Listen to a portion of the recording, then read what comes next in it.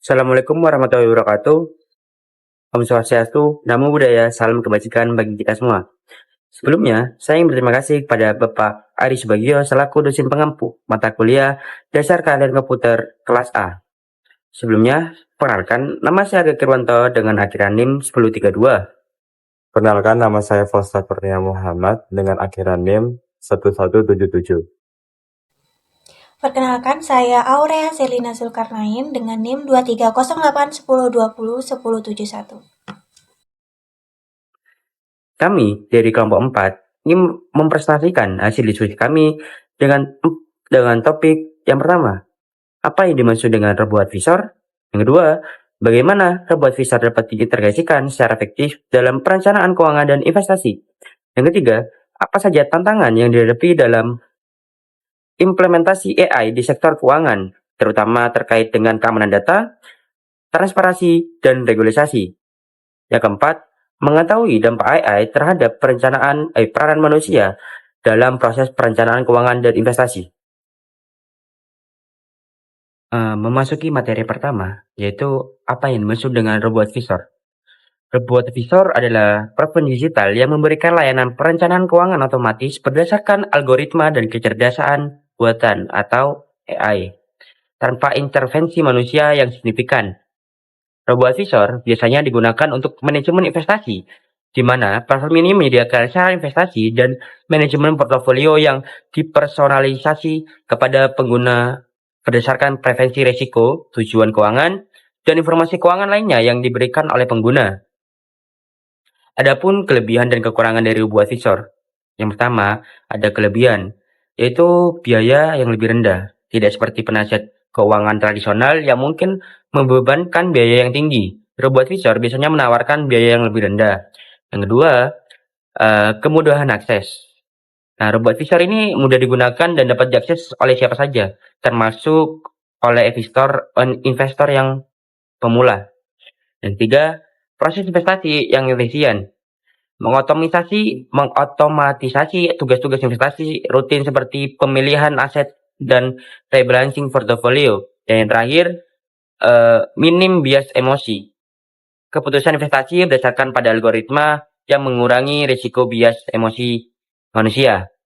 Kemudian ada kekurangannya. Yang pertama, kurangnya sentuhan pribadi. Nah, robot advisor ini tidak dapat menggantikan nasihat dan bimbingan pribadi yang bisa diberikan oleh penasihat manusia. Yang kedua, keterbatasan dan penanganan situasi yang kompleks. Nah, tidak selalu dapat menangani situasi keuangan yang kompleks dan kebutuhan unik dari beberapa individu. Dan terakhir, risiko teknologi dan keamanan data. Nah, robot advisor ini bergantung pada sistem teknologi yang rentan terhadap serangan cyber dan masalah privasi data. Jadi, kesimpulannya, robot advisor adalah solusi inovatif untuk manajemen investasi yang efisien dan hemat biaya, terutama bagi mereka yang mencari pendekatan sederhana dan otomatis untuk investasi. Meskipun mereka menawarkan banyak manfaat, mereka juga tidak sepenuhnya menggantikan kebutuhan akan nasihat keuangan manusia, terutama dalam situasi yang lebih kompleks atau yang memerlukan pertimbangan emosional dan personal dari manusia itu sendiri.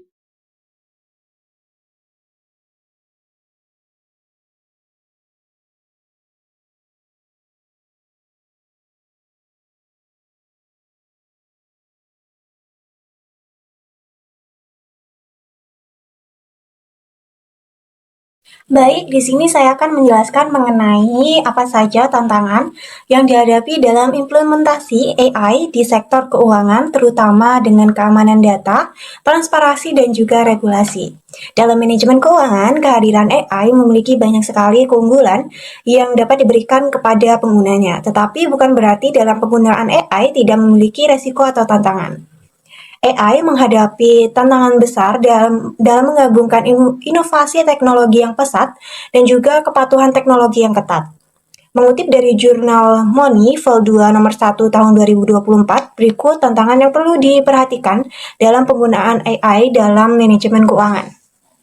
Baik, yang pertama yaitu keamanan data dan juga privasi. Hal ini menjadi satu isu yang menjadi permasalahan publik dalam penggunaan AI pada manajemen keuangan. Seiring dengan pengumpulan data dan juga analisis keuangan secara besar-besaran yang dilakukan oleh perusahaan, maka akan menimbulkan resiko kebocoran data dari perusahaan tersebut.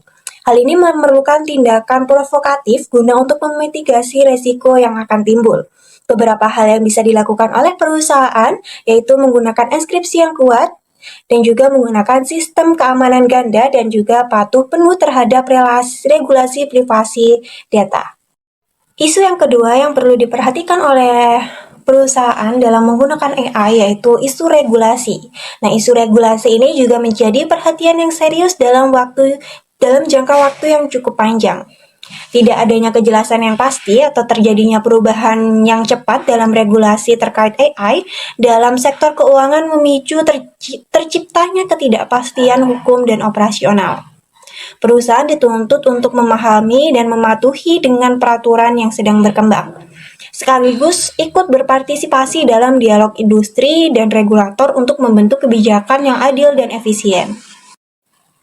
Dan yang terakhir yaitu isu transparansi.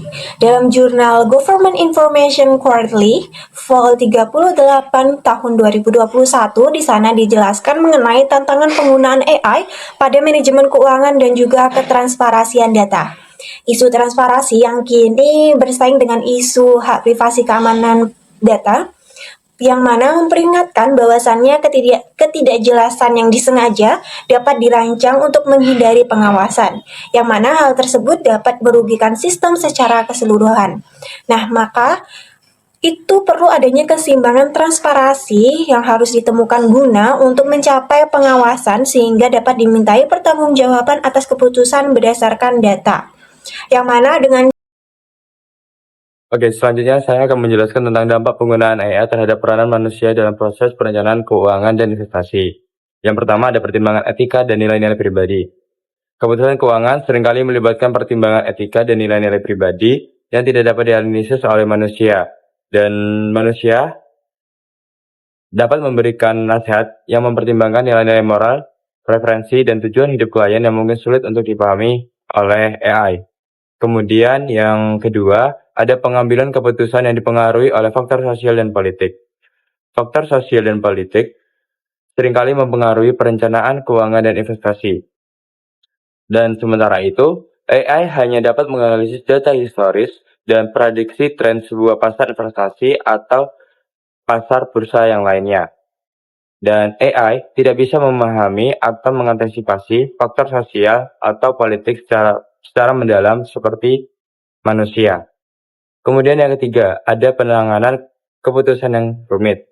Banyak sekali keputusan keuangan yang bersifat multidimensi dan memerlukan analisis yang mendalam serta diskusi dengan beberapa orang ataupun dengan beberapa klien.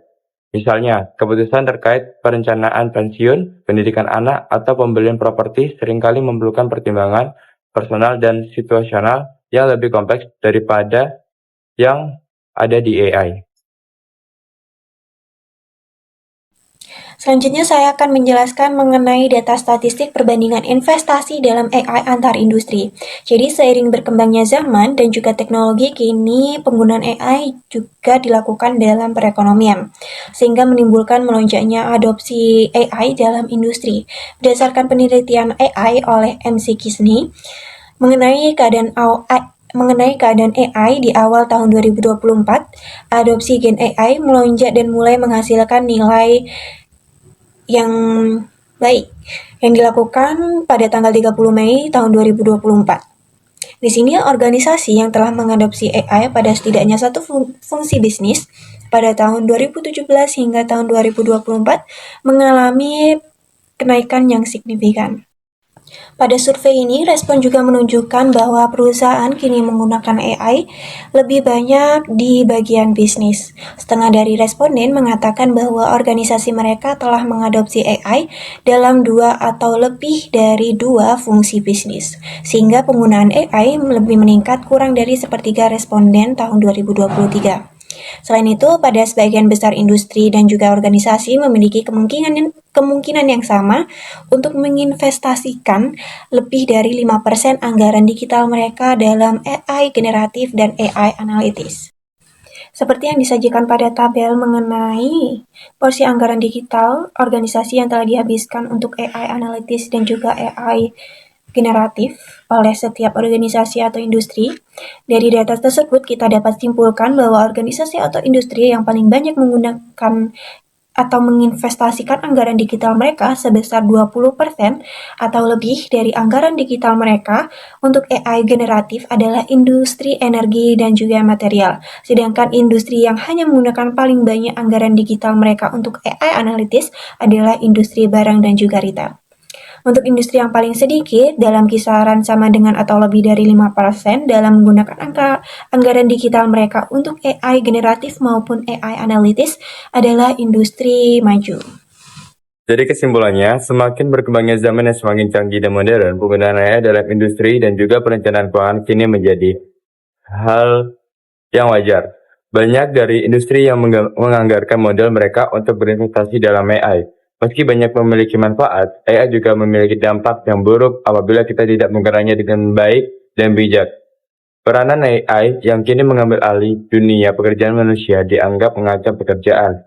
Namun, sebenarnya masih banyak pekerjaan manusia dalam perencanaan keuangan dan investasi yang tidak bisa digantikan oleh AI. Sekian, terima kasih.